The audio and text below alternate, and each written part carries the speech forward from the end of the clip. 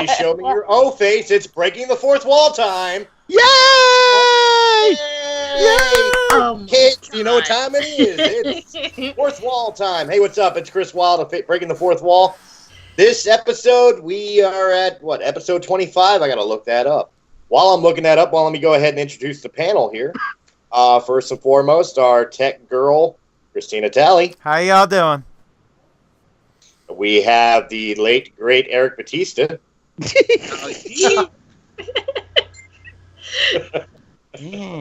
We have... Wait a minute. I know we're past episode 22.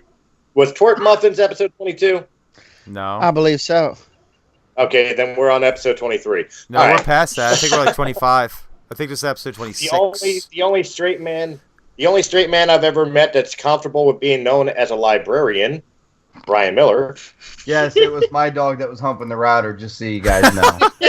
They actually didn't hear that, so now you got an interesting story you get to tell everyone. I know, right? I'll leave the mystery there for right now. And for every librarian, there has to be books, and one of the book writers we have here is Christen Stovall. Hello. There were no dogs humping my routers, so. And of course, when you're speaking of dogs humping routers, he may not see that, but did you ever catch that dragon in the kitchen, Mr. Super Bowl himself, Matt Cruz? Hey guys, I love being the fantasy bastard child. What's up? We may not be a child. Reference in the fantasy reference, but right on. Is your ceiling dripping yet? Not yet. Don't forget, he's also Spider-Man. Oh, we're gonna bring that up. Well, we're gonna bring. Wait! What is that? I wasn't here for that.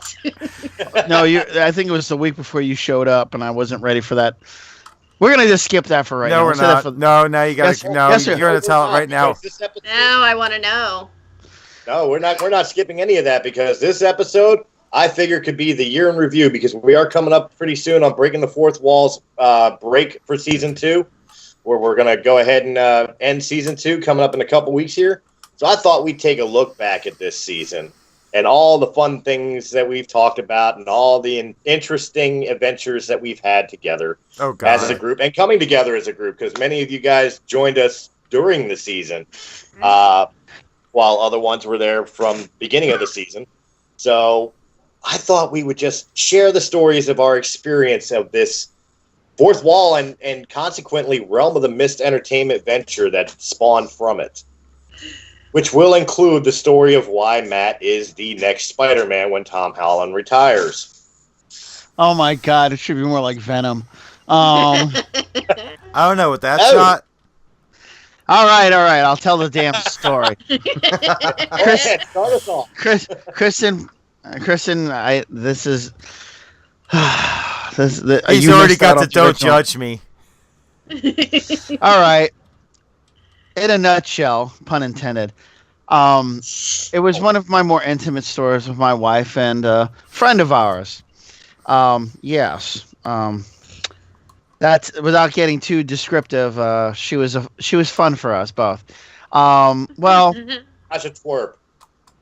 Well, we were all in bed. You know, it was all good. Things were working out, and I guess I was done, but I didn't want to finish off. Done but not forgotten. Exactly. So I pulled back and I was done, which I didn't realize how close to the edge of the bed I was. So I fell back and I completely fell off the side of the bed at the moment of climax. So you've got to imagine I'm going over and trying not to shoot myself in the face, as well as not get it on my wife or our friend. So you got to imagine, while falling, I'm trying to, get this in an averted way, which unfortunately, God, I've lost Christen. So I'm holding on to myself, trying to cover both heads because I don't want to bang the back of my head or bend my freaking junk up either in the process of falling off bed. So in the process, I somehow marksmanly shot the ceiling and nailed it completely. In case of emergency, that cannot be used as a lifeline. Exactly. Back, I must have bullseyed it so well. My wife and our friend at the time, they were both intimate and enjoying each other's company, didn't realize I fell off the bed until my wife turned around because she heard thud. Like, where did that go? And next thing you see, all they saw was a hand coming over the bed, and they were like, "Are you okay?" And I'm like, giggling and trying not to be embarrassed. My friend, I'm butt naked, holding my junk. Not to laugh, running out of oxygen at the time, and pointing towards the ceiling. My wife then down at me over the bed and is like, "What the? Oh my God! What the?" I mean, props to you for like that kind of range, but all I can picture is him go like from the watching him go off the bed and see it just shit. That's all I can. Oh my God. I think I said a word. I'm sorry. We didn't catch it, so it's all good. Let's put it this way. At the projectile moment, I'm glad it didn't arc back at me. Oh, my God. Oh, you know what would have been really bad after it hit the ceiling and you're sitting there for a second, it drifts back down into your mouth? Oh, no. It's like, you just gave yourself a snowball. Congrats. Yeah. Thanks. Hey, wait, check the FCC list. Is Snowball on there? No, Snowball is not, because I'm talking on a snowball. Snowball is not. But nailing the ceiling as I did, which ensued in about a 15 to 20 minute laughing fit from everyone, because even our girlfriend at the time looked up and was like, "Holy shit! That isn't." Now we got our first. Good job, Matt. Oh, sorry, but it was impressive even by my standards, because I'm like sitting there. I was like, just after the giggle fit and embarrassment of it all, I was like, damn. That was pretty good. I mean, I think it's also embarrassing you had a giggle fit, but fit naked, holding my penis. Which is the sad part. Because when people get like the real good giggle fits, they shake. I'm just picturing like his junk bouncing. Why? Okay, no. Hold up. Why are you picturing his junk? Period. Good question. He's sitting there talking about it. But still, you're like, I'm picturing his junk. I'm sorry, I'm listening to the story, but I'm not sitting there thinking what his junk looks like. So seriously, you're thinking he's telling this story, and you're picturing it with like a giant black bar hanging down, like. No, I'm just not thinking about that point. Okay. I just kind of picture the bed sort of blocking the view. Exactly. That's kind of what happened, because from what her perspective, she goes, You were inside and behind me and having a good time, and next thing you know, you pulled out, and the weight of you was gone, and then I realized you weren't there at all. Jesus. Where did you go? Narnia! All you have in my head now, as soon as he gets up from the bed, like he stands up, and I'm picturing like a movie where like a comedy where he stands up, and right when his should be exposed, instead of a black bar, I see like a woman dressed in a suit for the FCC with her arms crossed going, "No, no, no." A picture of your mom going, "Nah." You didn't say the magic word. Oh God, the images we come up with. But yeah, that had to be. I'm the one that's not on drugs. I don't know. The verdict's out on that. I don't know. I don't see that. I don't know if. I guess that is one of my more embarrassing sexual situations that I had to live through, because I don't think anybody could top that one. I'm sorry. Oh, I'll go top it when I bring back the other story, which we told mid-season. All right. I'm going to turn it into that show, because 3/4 of it is going to be everybody telling their stories of some stupid thing I've done. No. No, this is the story I told you guys from the guy I work with. Oh, yeah. But anyway, we do have some news we need to touch on first. Oh, okay. Right, news. Stan Lee's wife dying? Oh, yeah, that hits. That hits. Stan Lee's wife passed away this morning, actually, I believe, was the report. I'm pulling the report up now. Give me 2 seconds here. After I get past the phallic cakes. Oh, God. Yes, Stan don't Lee's ask people. Joan dies at 93 years old, as reported by comicbook.com, which the original story was from the Hollywood Reporter. She had passed away this morning quietly and surrounded by her family. Stan Lee and his family told the Hollywood Reporter to obviously respect, the family during this grieving time. That she had suffered a stroke earlier in the week and was hospitalized, probably leading towards her cause of death this morning. As we talked about earlier, Stan and her were married for God knows how many years. They got together in 1947 and have been together ever since. So, guys, a feeling of, condolences to Stan Lee and his family. Yeah, losing a spouse is not fun. And actually, it's funny. I think about that Mallrats scene where he was trying to convince Jeremy London's character on how to get with his woman and stuff like that. Was Brody actually you were talking about? Yeah, and Jason it wasn't Lee. Jason Lee. Jason Lee. Yeah, it was Jason Lee. I'm sorry. Yeah, you're right. I'm sorry. Forgive me. I'm tired. But I remember him talking to Brody about that, and I'm sitting there going, you got sage-like love advice from a man who's been married to the same woman, and he knows what he's talking about. I mean, apparently so, because if you read his story and how he met his wife, it's a cute little story. I mean, really, he really was in love with his wife. So, and I just keep thinking about that and what he said to Brody, and I was like, I wonder how true that was. If he ad-libbed that, or did Kevin Smith write that? Kevin Smith is a talented writer, so I wouldn't be surprised if he wrote it, but I wouldn't be surprised if he wrote it to a story that Stan had told him. Actually, I do believe that was a Stan Lee ad-lib. Because it was just, so I remember reading that correctly a while ago, that Stan Lee did actually ad-lib the entire thing. Excellent. Okay. Well, excellent ad-lib nonetheless. This Tony stank. Ouch.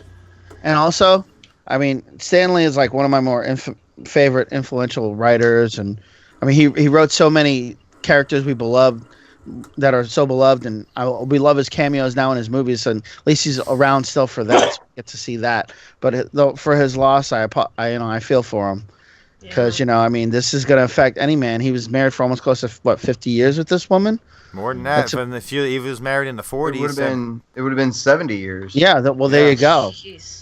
50 plus years. That's impressive. No one does that anymore. I'm concerned at this point, honestly, because I mean, like, don't say it. Just don't say it. I know I'm thinking the same thing. Yeah. I'm just saying, like, that's going to be, how like crushing that's got to be for him, and this is where I worry at that. Not that he doesn't go the Rick Moranis route and disappear at this point. No, but I get where you're going with it, because it happened with my grandparents. My grandfather passed away. It wasn't a year later. My grandmother followed. Same for my grandparents as well, to be honest. Yeah. The grief kind of just says, I'm done being alone. So I definitely get where you're coming from. It definitely is a concern. It is something that's just completely life altering. Like, you just sort of wonder how you are still alive when, like, everything has been ripped out of you. So it's not a fun experience. Well, the one thing I take from it, and I take solace and heart from, and this is coming from a divorced man, so I can definitely say this day and age where it's too easy to throw away relationships, these two figured out how to make it work. They were together for 60 years, if my math is not too far off there. 70. Yeah, you said 47? Yeah, 47. That was 70 years ago. Yeah, 70 years. So my math was a little off. 70 years they've made that relationship work and have remained in love. They figured out that you work through problems and don't break them. That's something to be admired. That's something to emulate your life after. That's something that we should all be striving for. See that. Right. That's definitely not a life wasted in any way, shape, or form. Right. Mm-hmm. Oh, yeah, for sure. Man. Eric, how's it make you feel hearing this story? It's sad. I mean, you look at it, 70 plus years, and it was 70, and that's the life part. You know what I mean? You have a bond, had a connection, and through all adversities, they made it through work. To deal with his schedule for all them years of him writing comic books. You know what I mean? And still to stand by her man. I mean, that takes a lot. Well, she also had a career in her own right too. I mean, from reports, she was a British supermodel. Yeah, she was a British supermodel. Well, actually, Stan Lee modeled a lot of his female drawings after her. According to the article, she was his muse. Yes. She really was. According to the article, he'd been drawing this female figure and never had a face for her until he actually met his wife. And he realized that he'd been drawing her for so long. That's why he was so drawn, no pun intended, drawn to her when he first met her. So, yeah, she was his muse, and she's a very beautiful looking woman, even at her age. I saw the picture. She's very beautiful. So you can see where he got the inspiration for all of it. Yeah. Ryan? My bucket list as far as celebrities I ever get to meet, number 1 is Mark Hamill, number 2 is Stan Lee. And I mean, Stan Lee, from everything I've heard, is literally one of the sweetest, most caring, giving, gracious human beings you would ever meet. And to have somebody like that going through this, man, that's heartbreaking in a way that words can't even put it into a sentence. It's just. I actually know somebody who actually have met him, and it was at a book signing, and you only allowed one comic book, and it was like $75 or $50 or whatever it was, and he brought 2. I mean, he knew he couldn't get the second one signed, but he brought it anyway. And Stan Lee, when he took the picture, goes, "Give me the other book." And he's like, "Really?" He's like, "Just give me the other book." And he signed the second one for him. Said, "Here." He's like, he goes, "If you hadn't been reading these comic books, I wouldn't be sitting here." And that was literally what he told him. And that's definitely concurrent in what you're saying, because everyone I've known who's ever met him said that he literally gives tips to all the new guys. He tells them about his experience, the striving, writing the comic book code, then going against the comic book code for the sake of art and for the sake of of storytelling. He was the front runner. So his personal loss. I'm sorry, I know I keep going back. Sorry, guys. You're talking about the man who built the world that I have drawn so much from. So I've got a lot to say about this. Right. I mean, take into consideration too. He built that empire during the paper shortage. I know. He made. I mean, he's listed with some of the most influential characters of time. And that says something when everyone used to treat comic books with such disregard. Oh, it's kids stuff. It's blah, blah, blah this, blah, blah, blah that. You have no idea what's really going on. The drama, the everything that every character that he ever wrote, and that the fact that they have sustained the test of time, that says something. Yeah. Mm-hmm. Yeah. It really does. Yeah.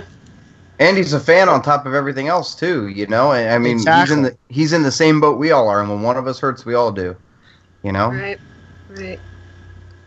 Christina. Yes. Your views. I mean, this is tragic. I mean, anytime anyone loses a spouse, it's devastating for that person. I mean, my heart goes out to him right now in his time of suffering, and I just hope that people just leave him alone right now and try to let him heal, because the problem is with this society, with the celebrity, is as soon as there's any kind of news, there's all kinds of, paparazzi and everyone else shoving cameras in the poor guy in people's faces.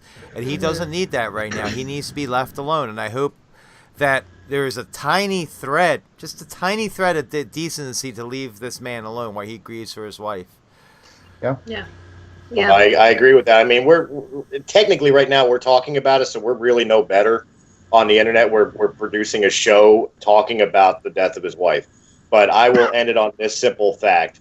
Not that he would ever watch it, but Stan, if you ever come across this video, our hearts and prayers and thoughts go out to you and your family.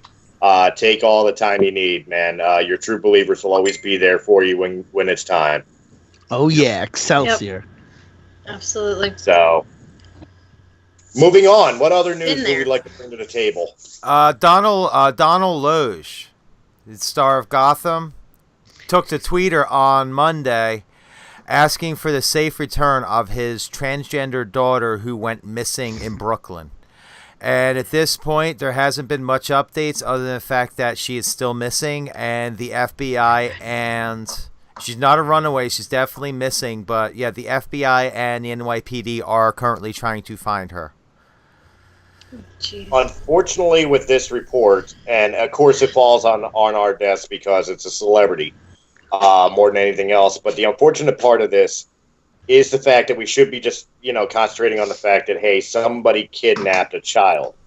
But the problem is that this is probably heated on the fact that it's a transgender child. And that disgusts me. At any child, but especially, somebody in this day and age who has a hard time in life with I know I'm going to get blasted for my words here, so I'm trying to choose them very carefully because I don't want to be offensive in this. I am very supportive of the LGBTQ, so I will say it right off the bat, if my words come out wrong, my intentions are still sincere. But the fact of the matter is that a lot of transgenders, just like homosexuals, lesbians, whatever the case may be, battle all the time with a lot of bigotry and hatred in this world, and it makes their life 10 times harder than it does for straight men and women or children, I should say, growing up in society, although bullying is commonplace all around. The fact that this is probably because of not only is she Donal Loach's child, but also the fact that she is a transgender child has probably motivated this. And it's absolutely freaking disgusting. Mm-hmm. If anybody has any ideas, clues, hints, they need to report it. I agree fully. This person needs to be found. I mean, Absolutely. the scary part is that this has been going on since Monday. We're recording on a Wednesday because of 4th of July, so it's already been 2 days. Since Thursday. And It's plus, Thursday. But and plus it was a holiday. Yeah. Mm-hmm. So, I mean, as the thing that scares me about this, speaking from experience as a transgender person as well, there is a lot of hatred towards us. However, there's also a lot of people who have bad fetishes towards transgender people, especially transgender women. Now, if you have a pedophile, because she was only 14 years old, mind you, if you have a pedophile who has that same kind of, that's hot. There's also, that's a hot plate right now for them. That's exactly what I've been looking for. Also, I mean, the sex trade is very real. We know this, and it does come out of America too, and especially a young transgender girl. That's probably. I mean, there's a lot of things that could happen, and I fear that any way we look at it, it's I'm afraid that it's not going to be a good outcome. Well, and it scares me that the fact that that's Christina, the case. In this case, we have to stay positive. Okay? I mean, you also got to look at the factors that he is a star. Okay? And this child could say, hey, my dad is this person. Give it time. There might be a ransom pop out, when she tells who her father is. Because if they don't know, and she tells them who her father is, then they might want to go after money. And it's not right. That's the big thing. Before we continue on, I want to reiterate here. Not discounting what Christina said in any way, shape, or form, because what she's saying is correct, and it's a harsh reality to a lot of children, and especially a lot of transgender children. But in the particular case of this gentleman's daughter, it is what we are talking about is purely speculation. There is nothing out there that is stating anything whatsoever of any sex trades or otherwise involved in this particular case yet. Okay, and so there is every chance they're not releasing information for safety. to keep that child safe as long as possible.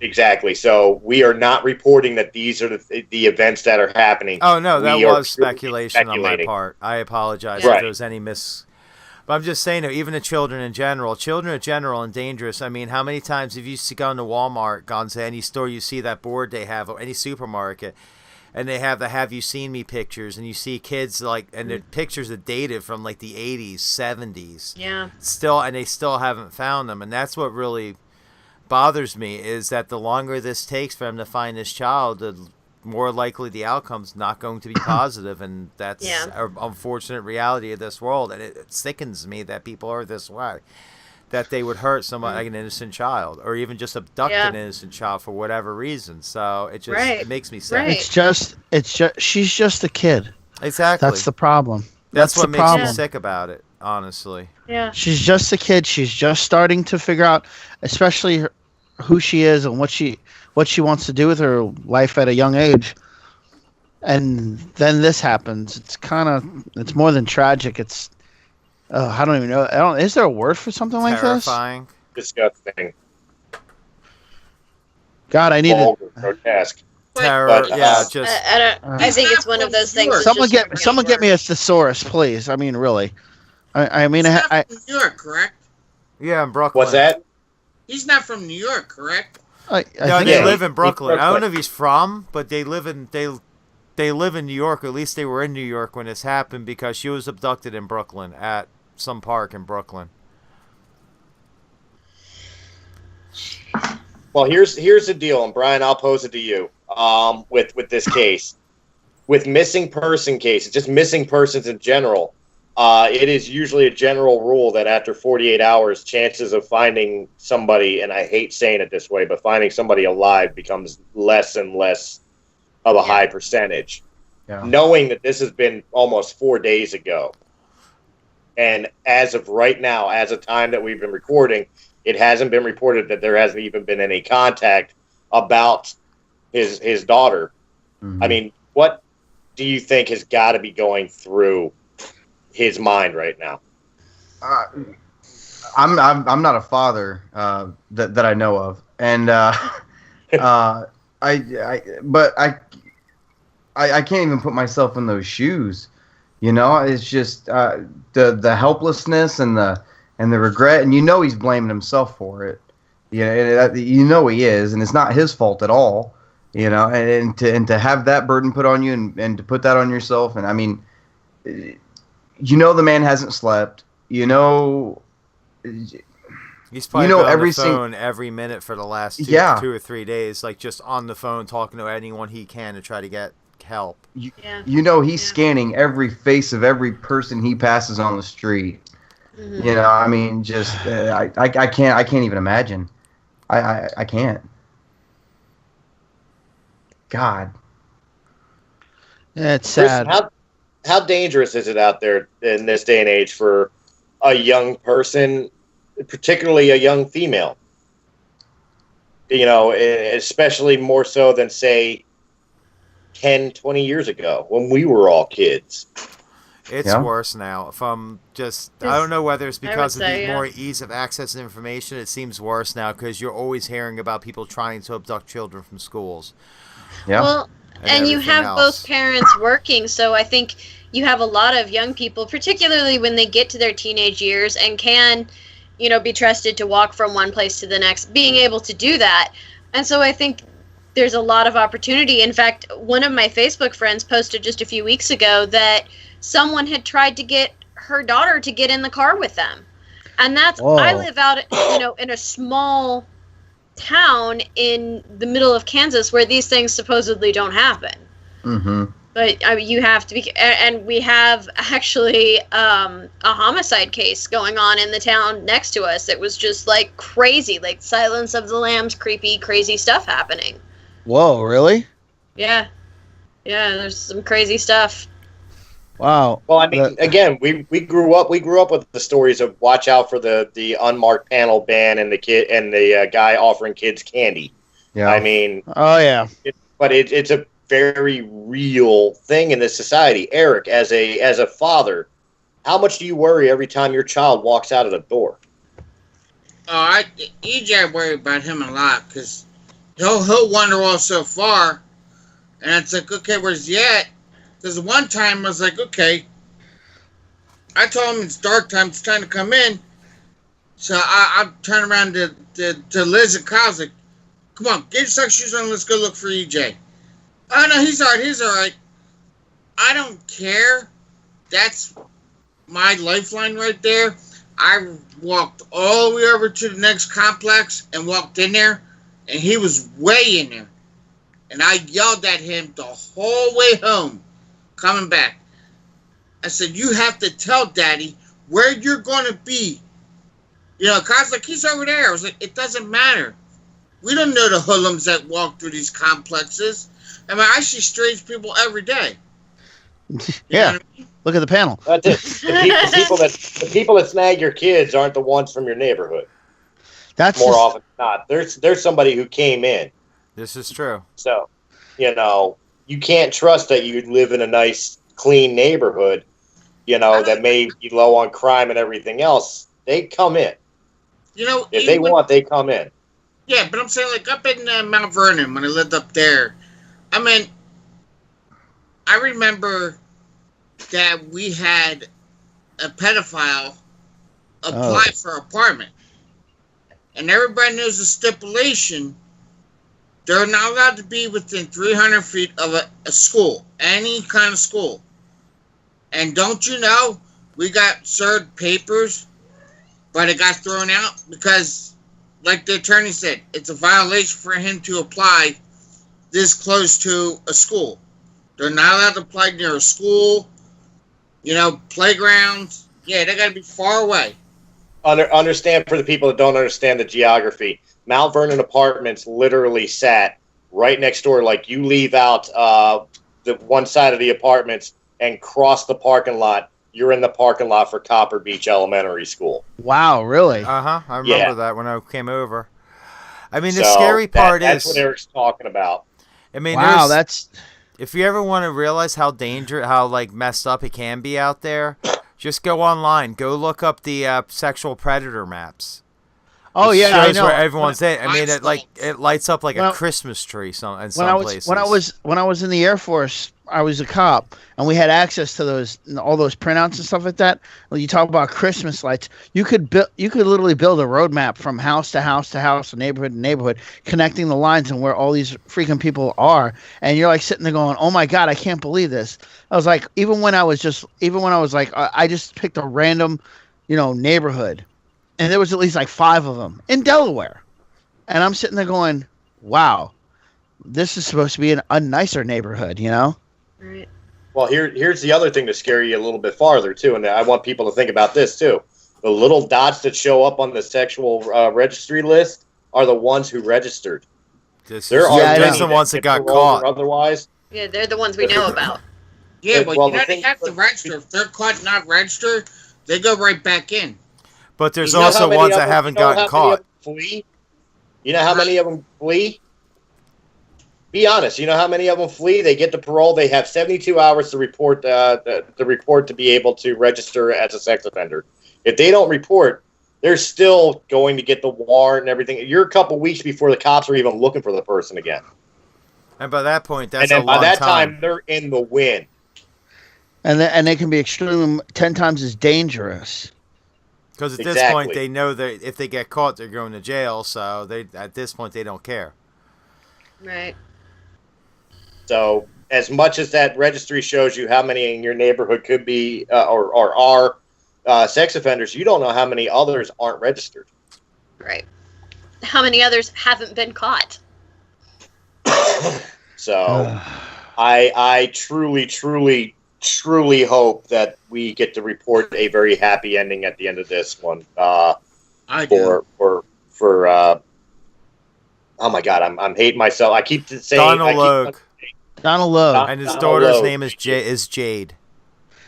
Jade, yeah. So I hope for a very happy outcome for Jade to come home safe and sound, unharmed in any way, shape, or form. So. Yeah. All right, we've been taking this episode very dark. Do we have any happy news to bring out? Wonder Woman. Yes. Yay! Here's some happy news. It has been reported as of yesterday that Wonder Woman, who is still in the top 5 box office movies this week,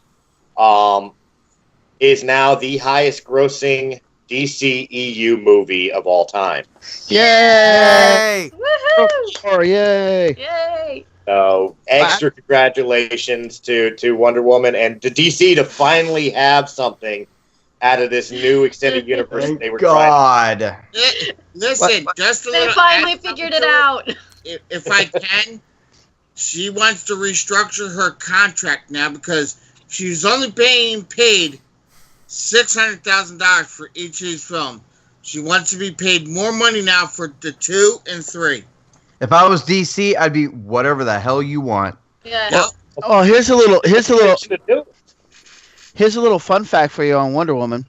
Lynda Carter actually has a beach house down here in Rehoboth. Guess who just bought it from her because she's buying another one. Gal Gadot, are you serious? I am not joking. No Wonder way.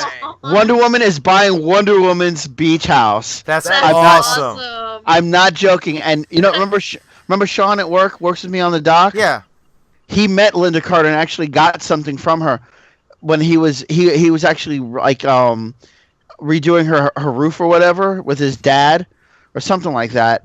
And like he was like, wow, there's a lot of Wonder Woman stuff around here. He didn't know whose house it was because his dad didn't tell him. And he's like, wow, there's a lot of, and then here comes Lynda Carter. She comes around the corner and she was on the phone with somebody and he was like, oh my God, and she's like, yes, I am. And she was like, just give me 1 second. So she finished her phone conversation, hung up the phone. She goes, hi, yes, I'm. And he's like, oh my God, my dad's such a huge fan. She goes, and you? He's like, you're beautiful. You know, it's like this whole little exchange, and I forgot what she signed for him, but she had like all her memorabilia and everything, and she said she was such a sweetheart.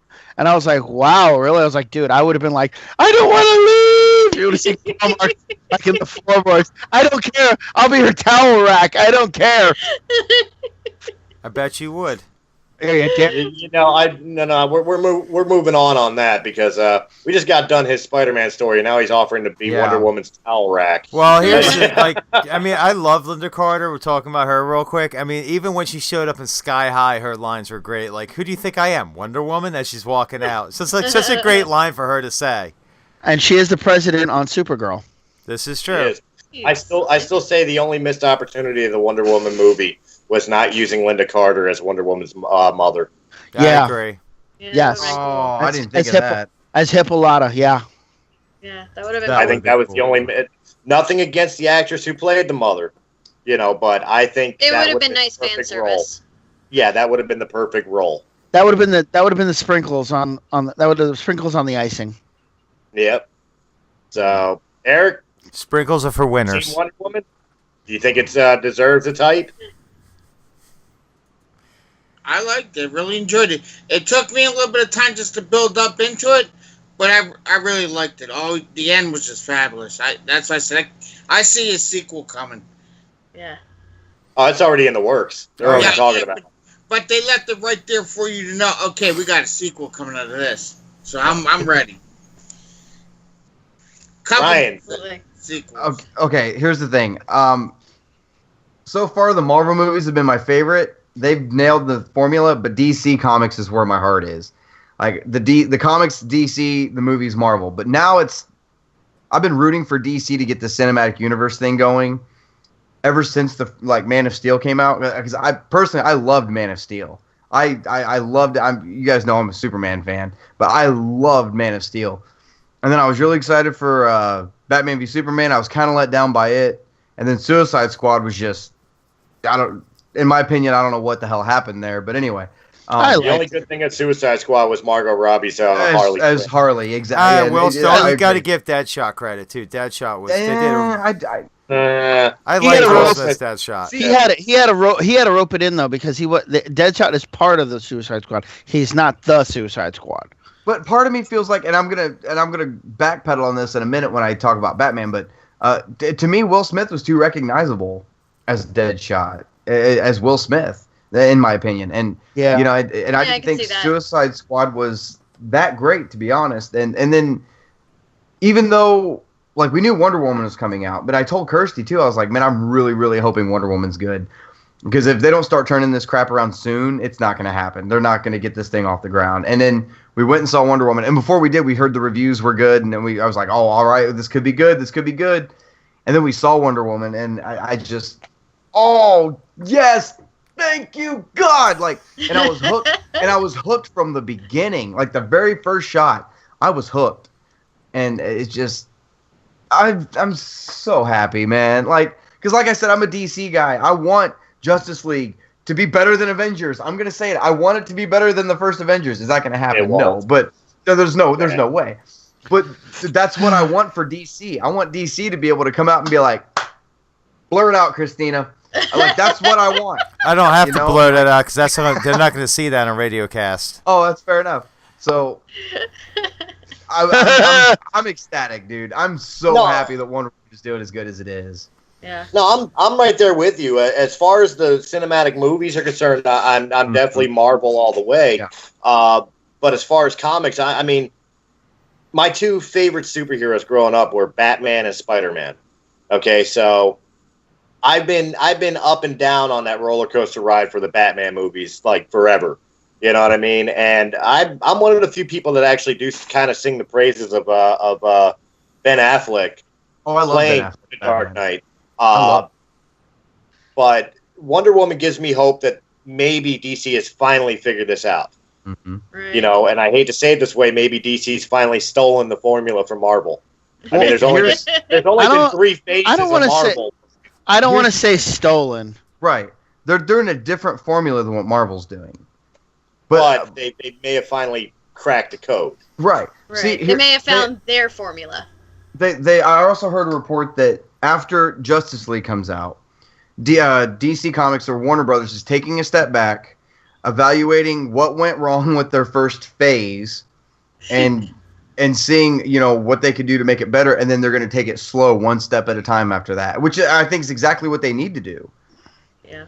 Well, to play off that, one thing we didn't discuss that I did want to bring up, the new director of The Batman, the I guess you can kind of call it the sequel to Batman v Superman, has reported that his script coming together, starring Ben Affleck, is going to be more like a Batman noir, bringing the Dark Knight back to his detective roots. Ooh, really? That could be kind of interesting. Yeah. Actually, that no, they haven't. Exactly what I was gonna say. They haven't played that aspect. They haven't played that aspect yet in the theater, so that would be actually appropriate. Yeah, hell well, yeah. They touched it a little bit. They touched it a little bit in like Dark Knight when Christian Bale was like doing the forensics on the bullets and stuff. But I mean, it really wasn't as predominant as Batman would be. Really, Batman has not been shown as the true detective in any form of media outside of comics, except for maybe the animated series. The Arkham games. Arkham games too. Oh, the Arkham games, they heavily played on the detective thing. Yeah. No, actually, they have touched on him. His discovering of becoming a detective, if you will. Like, you know, he already had the practice in it, but now you get to see his more practical applications of it, and they did it in the animated series as well as in some of the movie shorts that they did. Mm-hmm. They touched on it a little bit, because I know I haven't plugged this one. I was waiting for I was waiting for Halloween, but I'll talk about it a little bit here. Justice League Dark. They showed him actually bringing them all together under one roof. They kind of left it up to Batman to try to bring them all together.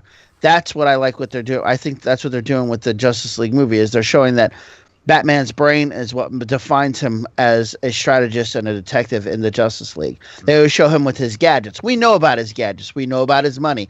That's what makes Batman a more not universal, but gives him that appeal to everyone, that everyone understands that bit about him. But his detective side, that actually, I think that's what they're going to focus more on with that and the Justice League. So we get that. And if we get that in the new Batman movie, because we've seen the origin, we know who trains him, we know who he trains with, we know who really hates his guts. We know who wants to see him dead. We know who wants to see him, you know, who wants to finally get the bat in the end, but won't let anybody else do that, because we've seen him grow. But the detective part, maybe this is the time for it. I think so. Yeah, I think so. Well, everybody else, I want to get everybody else's opinion, but I've just been informed that we're about ready to go on to our first break with Radiocast FM. Christina, correct me if I'm wrong, this is going to be the first video where we separated between part 1 and part 2 on YouTube, correct? Correct. All right, so make sure you guys hit that little link that'll be put in the description down below to bring you to part 2. We'll be right back on RadiocastFM.com, breaking the fourth wall.